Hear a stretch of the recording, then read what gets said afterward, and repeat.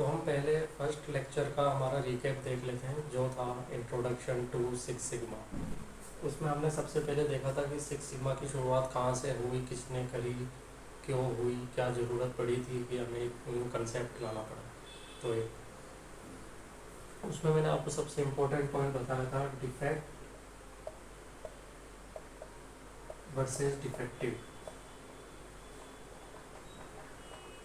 अगर आपको याद नहीं आ रहा हो तो आप इसका रिवीजन कर लीजिएगा। उसके बाद हमने सीखा था DPMO।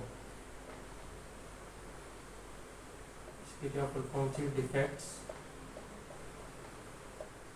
पर मीडियम अपॉर्चुनिटीज। ये बहुत इंपॉर्टेंट टर्म है। अगर DPMO हमारा 3.4 है तो हम उसको कहते थे कि इस प्रोसेस की सिग्मा वैल्यू है 6 सिग्मा। तो ये उसमें फिर हमने पढ़ा था नेक्स्ट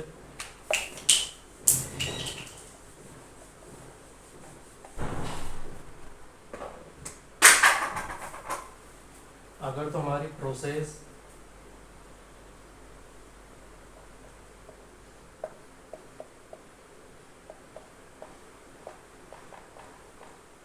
हमारी प्रोसेस पहले से ही डेवलप्ड है तो हमें डीमैक अप्रोच पे जाना है फॉर इट्स क्वालिटी। अगर प्रोसेस नहीं है, डिज़ाइन करनी है, तो हमें DMA DB पे जाना है। तो आज हम पढ़ेंगे डीमैक। डीमैक में डी बोले तो define, then measure, analyse, improve,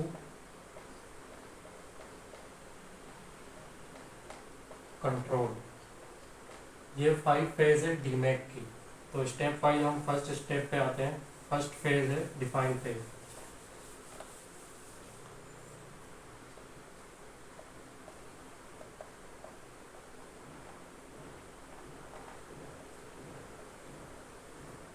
define phase का जो रोड मैप है पहले मैं वो डिस्कस कर लेता हूँ। रोड मैप में फर्स्ट होगा वॉइस ऑफ कस्टमर्स,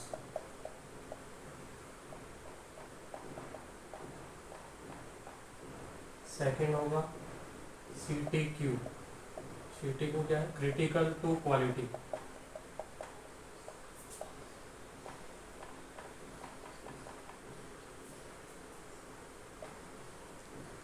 उसके बाद हम बनाएंगे प्रोजेक्ट चार्टर।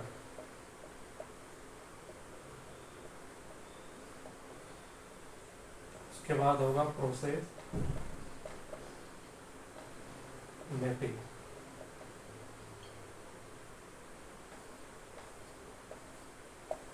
ये डिफाइन फेज के रोड मैप है। First step, second step, third step, fourth step. अब हम स्टेप की डिटेल्स में चलते हैं।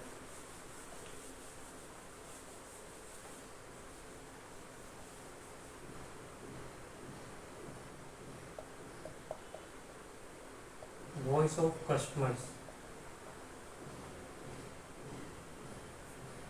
हम अगर सिक्स सिग्मा प्रोजेक्ट कर रहे हैं तो हमें अपनी जो प्रोसेस है उसको आउट इन अप्रोच से देखना होगा।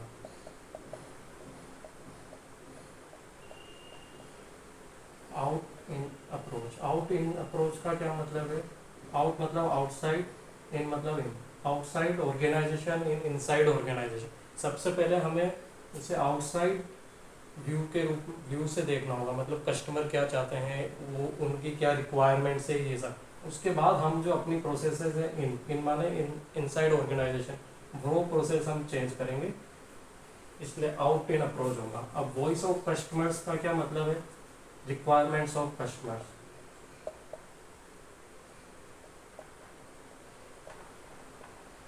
Requirement of customers. अब रिक्वायरमेंट्स ऑफ कस्टमर को ये हमें आइडेंटिफाइड हो गया। तो सबसे फर्स्ट इसमें टर्म क्या है कि हु इज आवर कस्टमर। सबसे पहले हमें ये आइडेंटिफाइड करना पड़ेगा कि हमारा कस्टमर कौन है। कस्टमर दो टाइप के हो सकते हैं, इंटरनल, एक्सटर्नल।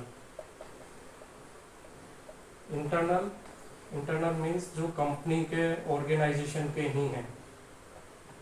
एक्सटर्नल जो आउटसाइड हमारे एंड यूजर्स हैं, एंड यूजर्स जो हो गए वो हमारे एक्सटर्नल कस्टमर्स हो जाएंगे। अगर कोई प्रोसेस ऐसी है जिसका कस्टमर हमारा दूसरा डिपार्टमेंट है, कंपनी का ही दूसरा डिपार्टमेंट है, जैसे मान लीजिए ऑपरेशन एंड मेंटेनेंस डिपार्टमेंट है, अगर इसको कोई स्पेयर चाहिए तो वो सबसे पहले C&P डिपार्टमेंट को बोलेगा। तो हम इसके लिए एक टाइम पे हम इसके लिए कस्टमर हैं,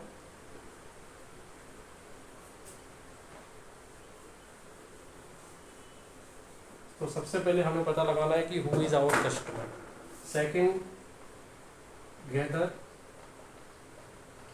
voice of customer.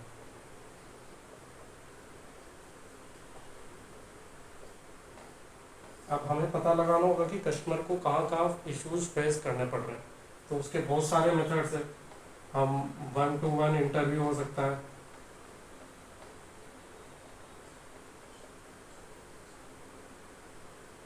Google forms हो सकते हैं,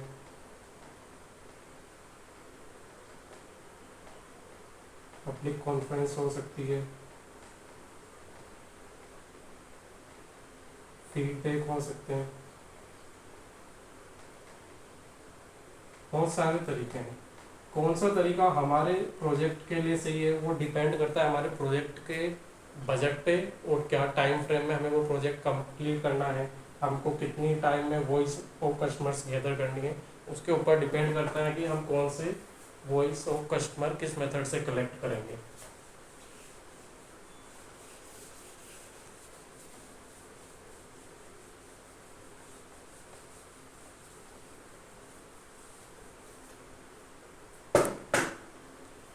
अब इसमें वॉइस ऑफ कस्टमर में था first gather VOC, second part इसका आ जाता है analyse, analyse VOC। Analyse VOC में हमारे पास दो मेथड्स हैं, केनो मॉडल, एफिनिटी डायग्राम।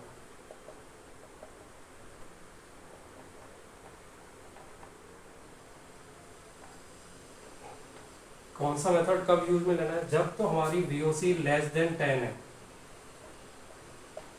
तो हमें केनो मॉडल यूज में लेना है। अगर VOC ग्रेटर देन 10 है तो हमें एफिनिटी डायग्राम यूज में लेना है फॉर एनालाइजिंग VOC।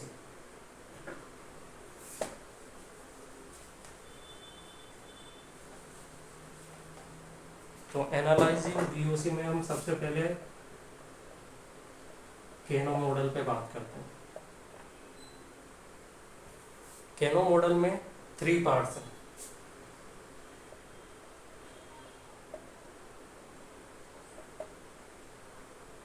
फर्स्ट है मस्ट बी, सेकंड है मोर दी बेटर, थर्ड है डिलाइटर। केनो मॉडल का क्या मतलब, हमने अभी मैंने बोला था कि अगर VOC लेस देन 10 है तो हम केनो मॉडल यूज में लेंगे फॉर एनालाइजिंग VOC। अब हमें अगर लेस देन 10 VOC है तो केनो मॉडल यूज में लेना। तो हमारे पास 10 VOCs आ गए हैं। 10 VOC को हमने इन कैटेगरी में डिफाइन करना है।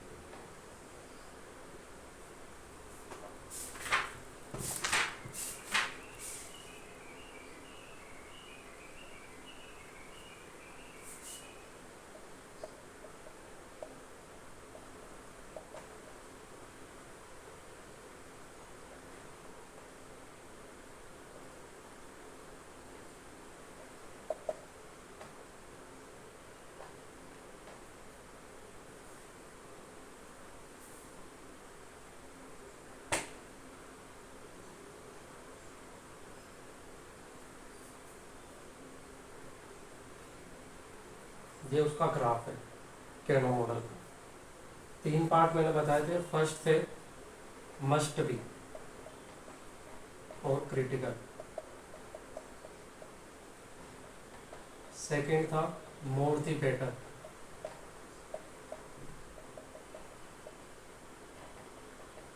थर्ड था डिलाइटर।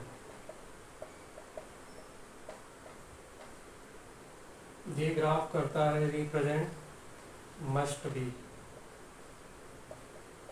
मोर दी बेटर, ये होता है डिलाइटर। हम इसको एक एग्जांपल के थ्रू समझते हैं।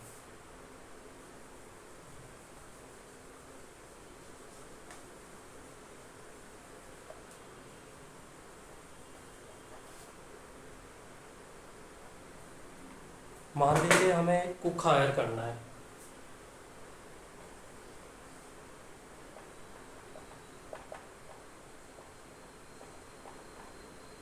तो VOC में क्या क्या आ सकता है? क्वालिटी ऑफ फूड, हमारी वॉइस ऑफ कस्टमर्स क्या क्या हो सकती है कि फूड की क्वालिटी कैसी है। टाइमिंग हमारी प्रेफरेंस हो सकती है।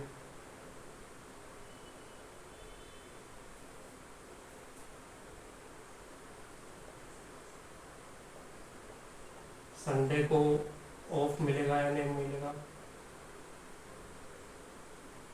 ग्रीटिंग्स, क्या कि वो हमें ग्रीटिंग विश कर रही है, जैसे हम ऑफिस में करते हैं गुड मॉर्निंग गुड, ऐसे ग्रीटिंग्स कर रही है क्या वो। तो ये सारी हमारी वॉइस ऑफ कस्टमर हो गई। तो कुछ क्वालिटी ऑफ फूड कौन सी वॉइस और कौन सी कैटेगरी में आएगा? मस्ट में आएगा क्वालिटी ऑफ फूड।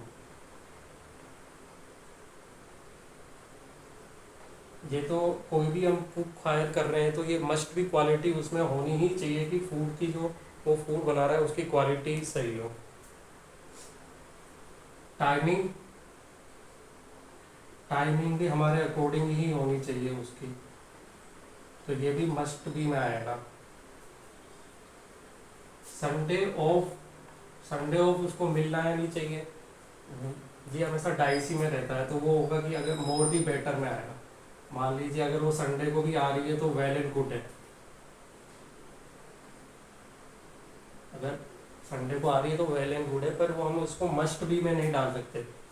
इसी तरह ग्रीटिंग्स, वो हमें गुड मॉर्निंग गुड इवनिंग कर रही है, नहीं वो ना तो मोर दी बेटर में आएगा ना मस्ट बी में आएगा, वो आएगा डिलाइटर में, क्योंकि इसकी फंक्शनल वैल्यू बहुत कम है।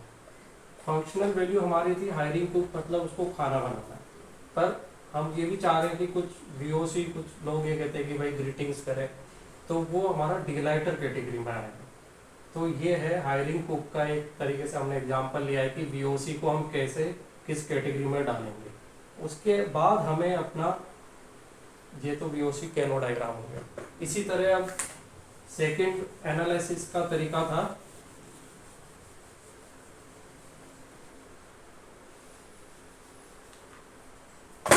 पहला तो हमने देख लिया कैनो मॉडल, इसके बाद सेकंड तरीका है एफिनिटी डायग्राम।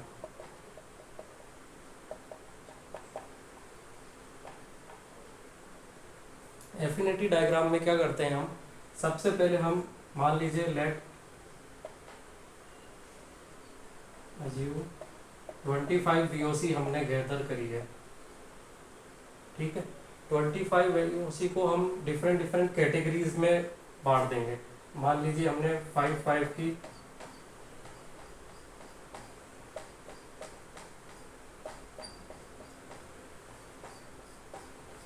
जो VOCs कॉमन है, उन कॉमन VOCs को हम एक कैटेगरी में डाल देंगे। इसकी एक कैटेगरी हो गई, ये सारी VOC सेम है जिनकी कैटेगरी सेम है। इस कैटेगरी के बाद हम इसको एक हेडिंग दे देंगे, ठीक है। तो ये हो गया सेकंड तरीका हमारा एफिनिटी डायग्राम। अब हमें इस हेडिंग्स पे काम करना है।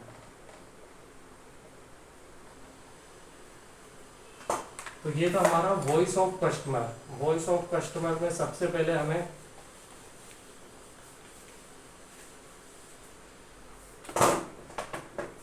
वॉइस ऑफ कस्टमर में सबसे पहले हमें डेटा कलेक्ट करना है, उसके बाद उसे एनालाइज करना है, उसके बाद हमें अपनी प्रायोरिटी डिसाइड करनी है।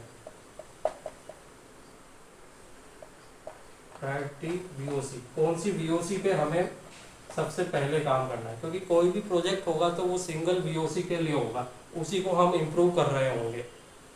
तो हमारे को प्रायोरिटी डिसाइड करनी पड़ेगी, हमें किस वीओसी पे काम करना है। वो हम इधर से इन दोनों मेथड को यूज करते हुए वीओसीज निकाल लेंगे और उसमें से हमें एक प्रायोरिटी पे डिसाइड कर लेंगे और उसे सेलेक्ट करेंगे, उसी पे फिर हमारा आगे का सारा प्रोजेक्ट बेस होगा।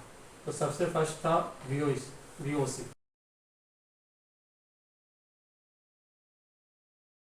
TQ, critical to quality. Critical to quality हमेशा मेजरेबल होना चाहिए, जिस चीज़ को हम मेजर कर सकें। जैसे अभी हमने वॉइस ऑफ कस्टमर देखा था, उसमें था क्वालिटी ऑफ फूड, तो हम ये मेजर कर सकते हैं। तो क्रिटिकल टू क्वालिटी हो गया। नेक्स्ट स्टेप आती है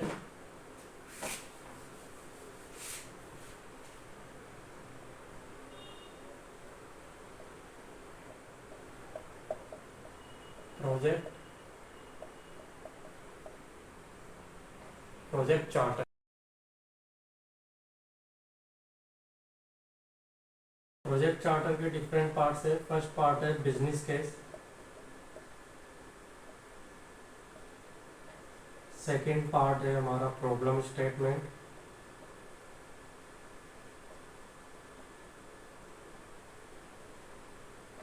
थर्ड पार्ट है हमारा गोल स्टेटमेंट,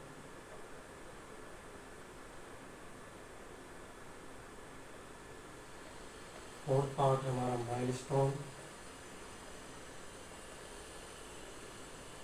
फिफ्थ हो गया हमारा स्कोप,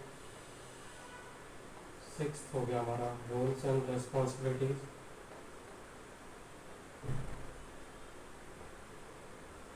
प्रोजेक्ट चार्टर का मतलब क्या है? ये एक डॉक्यूमेंट है। उस डॉक्यूमेंट में हमने ये डिफरेंट डिफरेंट चीज़ मेंशन कर रखी है, वो है हमारा एक प्रोजेक्ट चार्टर। तो फर्स्ट चीज़ हम क्या मेंशन करते हैं एक बिजनेस के, कि हम करते क्या है, हमारा क्या काम है, वो हो गया हमारा एक बिजनेस के। सेकंड हमारे को क्या, प्रॉब्लम स्टेटमेंट। प्रॉब्लम स्टेटमेंट मतलब कि हमें कहाँ दिक्कत आ रही है, हम किस लिए ये प्रोजेक्ट करना चाह रहे हैं, तो वो हमारा हो गया प्रॉब्लम स्टेटमेंट। थर्ड हमारा इस दिक्कत को हम क्या रिजोल्व करना है और हमारा गोल क्या है, वो हो गया हमारा गोल स्टेटमेंट। उसके बाद माइलस्टोन। माइलस्टोन का क्या मतलब है कि हमें ये बताना है कि इस डेट में ये काम हो जाएगा, इस डेट में हम ये अचीव कर लेंगे, इस डेट में ये अचीव कर लेंगे, फाइनल हम ये अचीव, इस फाइनल हमारा प्रोजेक्ट इस डेट को कंप्लीट हो जाएगा, वो हो गया हमारा माइलस्टोन। स्कोप क्या है? स्कोप का मतलब ये है कि हमारे को क्या क्या चीज़ें करनी है, क्या क्या हमारे स्कोप में है। ऐसा नहीं है कि हम एक वीओसी पे प्रोजेक्ट कर रहे हैं तो दूसरे वाले भी हमारे स्कोप में आ जाएगा, नहीं, हमारा एक ही स्कोप रहेगा, वो प्री डिफाइंड होगा, वो प्रोजेक्ट चार्टर में मेंशन रहेगा। उसके बाद क्या है, roles and responsibility. Roles and responsibility का मतलब क्या है कि डिफरेंट पर्सन का क्या क्या रोल है, वो हमारे पास जैसे नेम एक्स वाई जेड, ये क्या करेगा, ये क्या करेगा, ये क्या करेगा, ये सब कुछ रोल्स एंड रेस्पॉन्सिबिलिटी डिफाइंड रहेगी। लास्ट इसमें होता है cost and benefit analysis.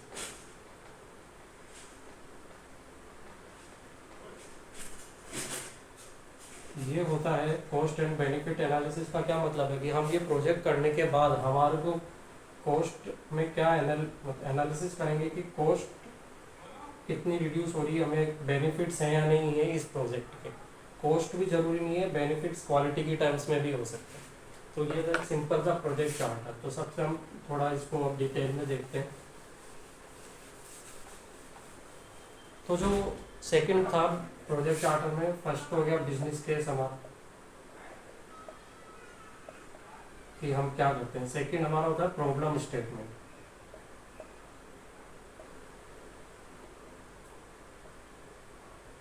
Problem statement के पार्ट्स हैं।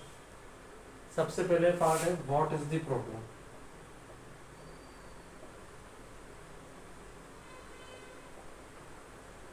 सेकंड होगा where is the problem.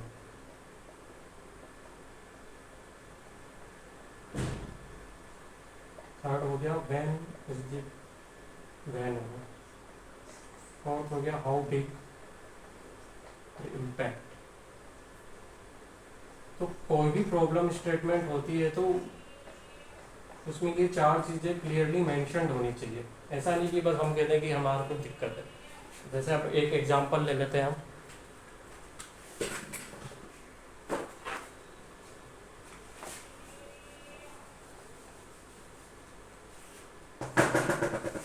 Example ये है कि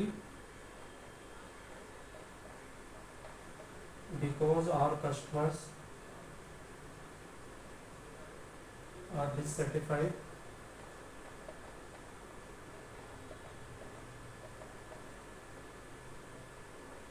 with our service,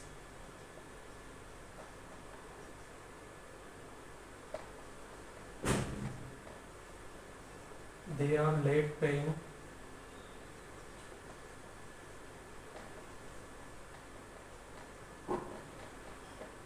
ये प्रॉब्लम स्टेटमेंट है। तो अभी मैंने बताया था प्रॉब्लम स्टेटमेंट में क्या होना चाहिए कि क्या दिक्कत है, व्हाट, वेयर, व्हेन, इम्पैक्ट। तो ये जो स्टेटमेंट है प्रॉब्लम एग्जाम्पल, इसमें क्या है, सिर्फ व्हाट, क्या दिक्कत है, they are late paying their bills. इसमें ना तो ये है कि कब आ रही है दिक्कत, क्यों आ रही है, क्या इम्पैक्ट है उसका। तो इस स्टेटमेंट को हम कहेंगे पुअर स्टेटमेंट।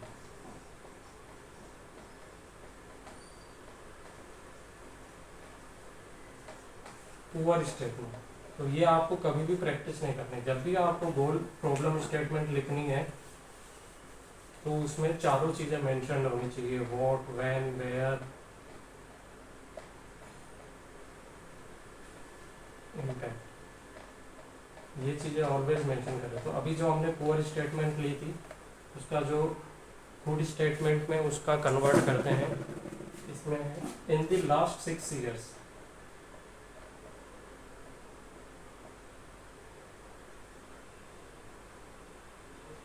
तो ये क्या हो गया, व्हेन, कब दिक्कत आ रही है।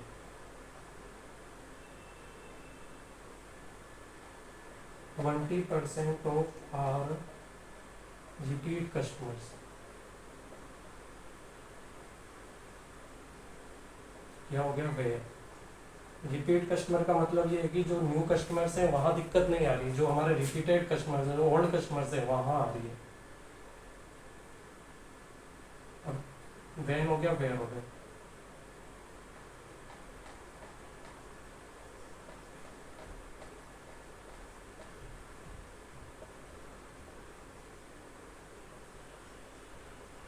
ये क्या हो गया, दिक्कत क्या है, ये दिक्कत है, were over 60 days late paying their bills. Okay.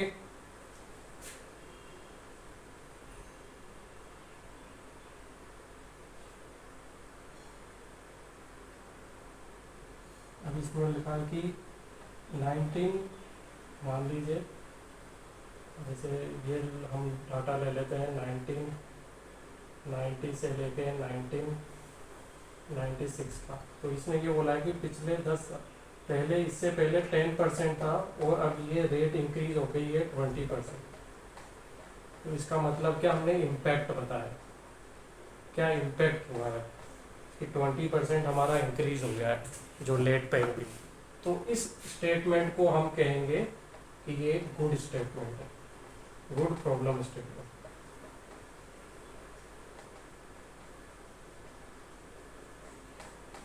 Okay.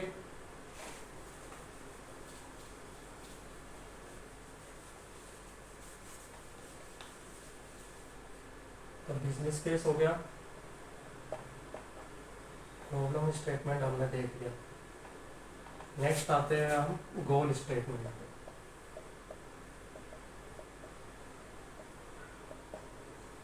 तो गोल स्टेटमेंट हमारा स्मार्ट होना चाहिए,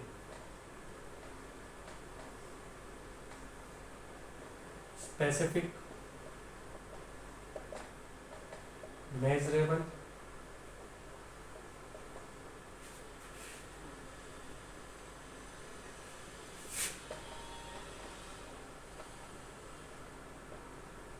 अचीवेबल, रियलिस्टिक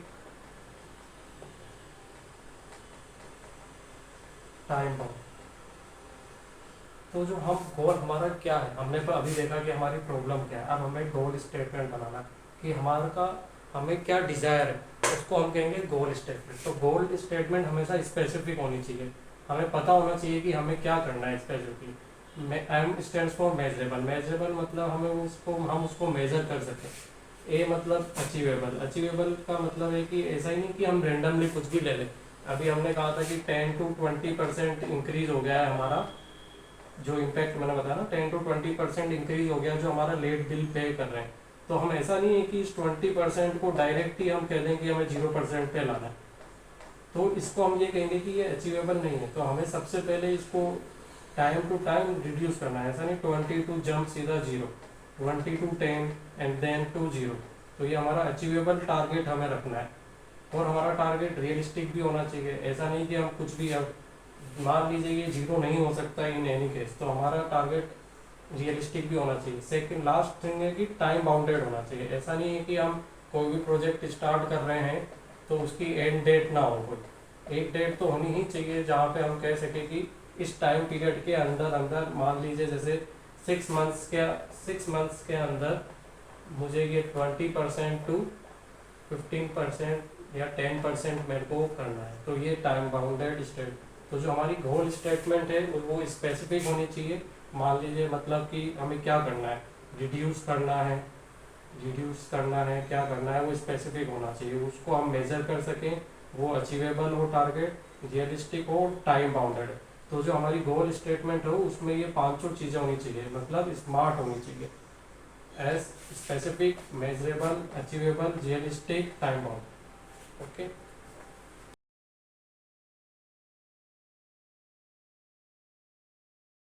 नेक्स्ट है हमारा माइलस्टोन।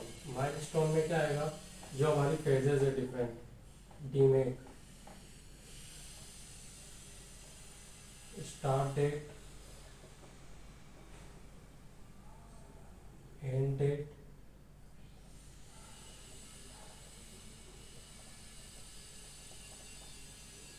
Review on. तो हर एक फेज का स्टार्ट डेट होगा, एंड डेट होगा और उसका रिव्यू होगा। जून से जुलाई, फिर जुलाई से अगस्त,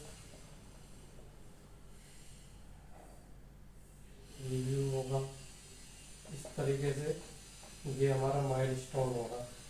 माइलस्टोन का मतलब हमारा रोड मैप कि हम कब क्या करेंगे, define, measure, phase, analyse, improve, control, कब कौन सी फेज स्टार्ट होगी, एंड होगी और उसका रिव्यू होगा। तो ये हमारा माइलस्टोन आ जाए। उसके बाद हमारा है रोल। रोल्स में तो सिंपल है, जो जो इस प्रोजेक्ट से एसोसिएटेड है उनकी क्या रोल्स है, रेस्पॉन्सिबिलिटी है, रिपोर्टिंग है, कौन किससे रिपोर्टिंग करेगा, ये सब रोल्स एंड रिस्पॉन्सिबिलिटीज में आ जाएगा। उसके बाद हमारा लास्ट होता है cost and benefit analysis.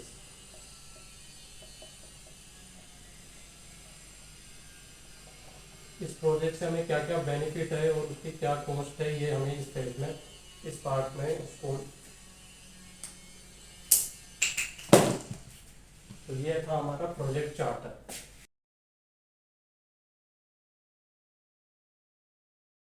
Step है हमारी डिफाइंड फेज में प्रोसेस मैपिंग।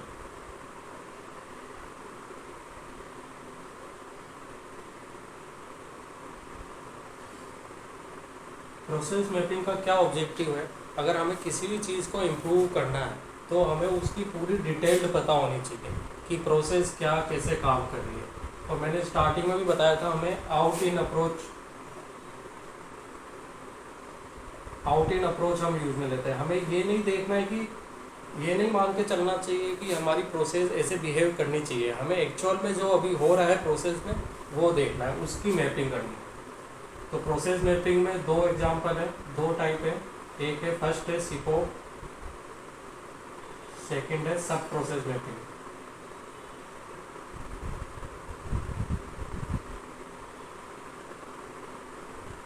तो अभी हम फर्स्ट सिपोक को देखते हैं। सिपोक का मतलब है S stand for supplier, I stand for input, P stand for process, O stand for output, C stands for customer। कोई भी प्रोसेस है तो उसका एक आउटपुट होगा और इनपुट होगा। इनपुट जो दे रहा है उसको हम सप्लाई कहते हैं, आउटपुट जो यूज ले रहा है उसको हम कस्टमर कहते हैं। एक एग्जांपल लेते हैं।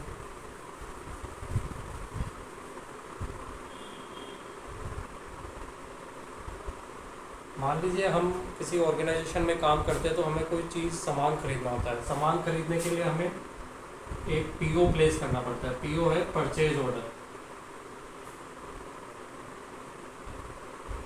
इस परचेज ऑर्डर को प्लेस करने के लिए सबसे फर्स्ट स्टेप होती है हमारी पीआर, परचेज रिक्विजिशन।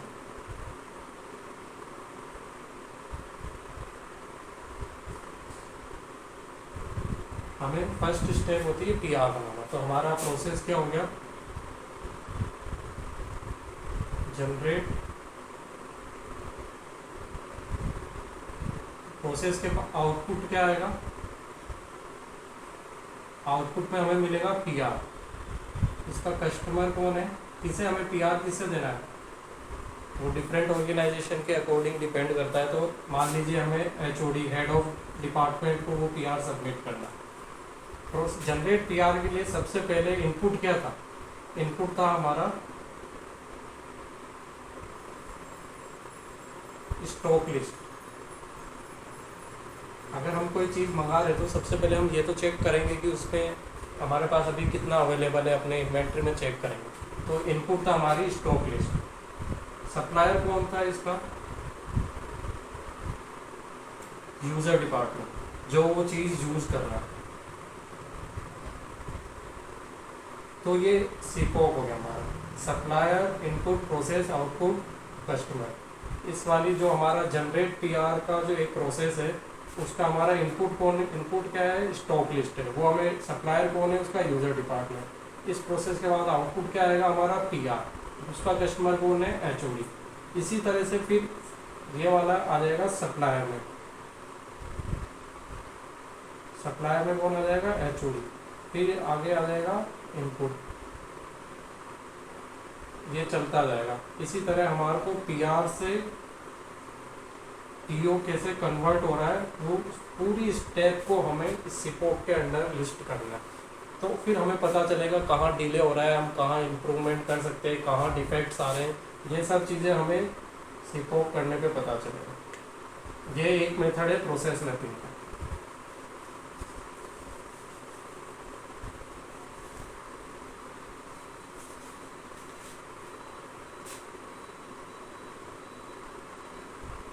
दूसरा था सब प्रोसेस मैपिंग।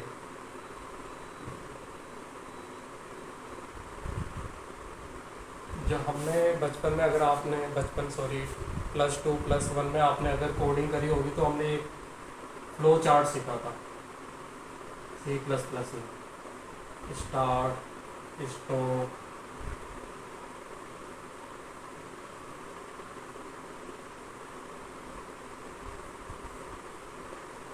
तो ये हो गया हमारा प्रोसेस फ्लो चार्ट। सब प्रोसेस मैपिंग में हमारा एक होता है प्रोसेस फ्लो चार्ट। ये हमें प्रोसेस का फ्लो चार्ट बनाना है। क्या स्टार्टिंग है, ये स्टार्ट हो गया, एंड हो गया प्रोसेस, ये आपका डिसीजन हो गया, ये कैलकुलेशन हो गया। तो ये सब आपका फ्लो चार्ट इस तरीके से हमें बनाना है। तो प्रोसेस मैपिंग का हमारा ऑब्जेक्टिव यही है कि हम ये पता लगा सकें कि हमारी प्रोसेस में क्या क्या हो रहा है और कहाँ का कुछ फ्लॉज है, कहाँ हम इम्प्रूव कर सकते हैं। उसके लिए हमें प्रोसेस मैपिंग करनी है। तो ये फर्स्ट जो फेज़ थी हमारा, वो सब कुछ पेपर वर्क था, कैसे क्या प्रोजेक्ट होगा ये सब कुछ था। तो एक बार हम रिविज़न कर लेते हैं। सबसे पहले हमने इंट्रोडक्शन में 6 सिग्मा पढ़ा, डिफेक्ट्स वर्सेस डिफेक्टिव, DPMO निकाला, वहाँ से हमें पता चला 6 सिग्मा क्या होता है। फिर हमने उसमें पता लगाया कि अगर प्रोसेस ऑलरेडी एग्जिस्ट करती है तो हमें डीमेक अप्रोच यूज लेना है फॉर इम्प्रूवमेंट। अगर तो प्रोसेस एग्जिस्ट नहीं करती है तो हमें लेना है DMADU। अभी हमारे इस फर्स्ट फेज में हमारा प्रोसेस एग्जिस्ट करता है तो हमने स्टार्ट किया है डीमेक फेज से। DMAIC stand for define, measure, analyse, improve, control. तो आज हमने सबसे पहले फर्स्ट फेज की बात करी, डिफाइन फेज। डिफाइन फेज में हमने सबसे पहले पढ़ा voice of customer. Voice of customer में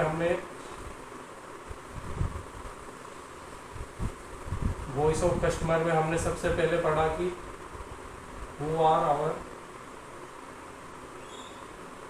कस्टमर्स। सबसे पहले हमने ये देखा कि हमारे कस्टमर कौन है, इंटरनल एक्सटर्नल पढ़ा था। उसके बाद हमने उनकी वीओसी गैदर करी। उसके बाद हम वीओसी पे गए। वीओसी के लिए वीओसी में फर्स्ट स्टेप था गैदर वीओसी। उसके बाद था एनालाइज वीओसी। एनालाइज वीओसी में हमने देखा कैनो मॉडल और फिर हमने देखा एफिनिटी डायग्राम।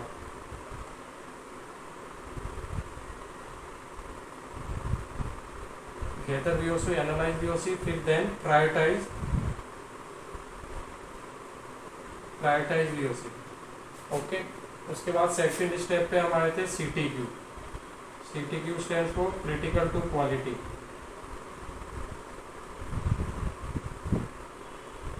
इसमें हमने एक पॉइंट पढ़ा था कि हमारा मेजरेबल होना चाहिए हमेशा। फिर थर्ड हम गए थे प्रोजेक्ट चार्टर। प्रोजेक्ट चार्टर में हमने देखा था बिजनेस केस क्या होता है। फिर हमने चेक किया था problem statement.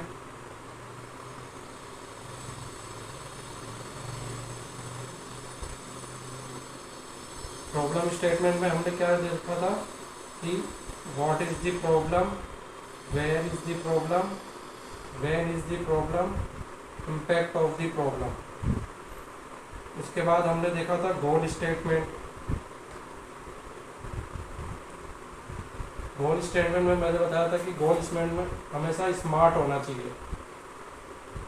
As for specific, measurable, achievable, realistic, time bound.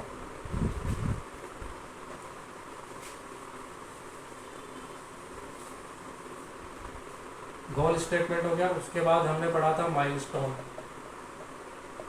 Milestone में डिटेल होती है, डीमेक कब एंड होगा, प्रोजेक्ट क्या स्टेटस है, रिव्यू, ये सब इसमें डिटेल आएगी। उसके बाद हमने देखा था स्कोप, प्रोजेक्ट का क्या स्कोप है। फिर हमने देखा था रोल्स एंड रेस्पॉन्सिबिलिटी।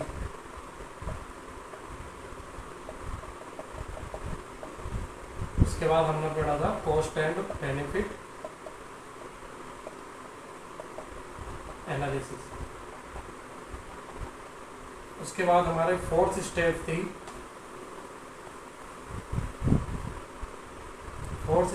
हमारी प्रोसेस मैपिंग।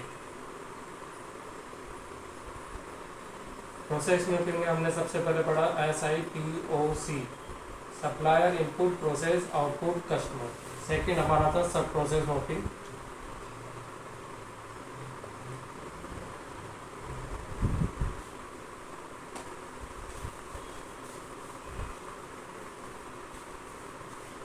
इसमें सब प्रोसेस मैपिंग में हमने देखा था प्रोसेस फ्लो चार्ट।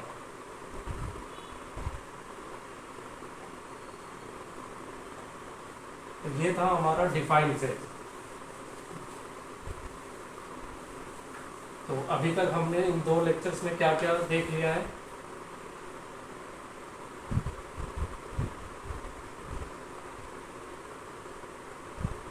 सबसे पहले हमने पढ़ा इंट्रोडक्शन। सेकंड पढ़ा हमने डिफेक्ट्स वर्सेस डिफेक्टिव। उसके बाद हमने पढ़ा DPMO।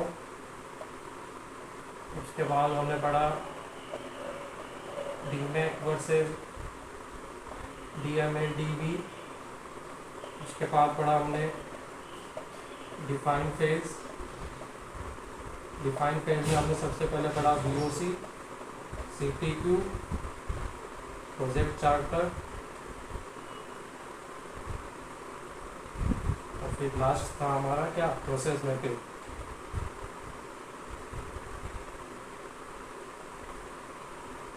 ये अभी तक हमने कवर कर लिया है, इसके मैं सारे नोट्स अपलोड कर दूंगा, लिंक डाल दूंगा।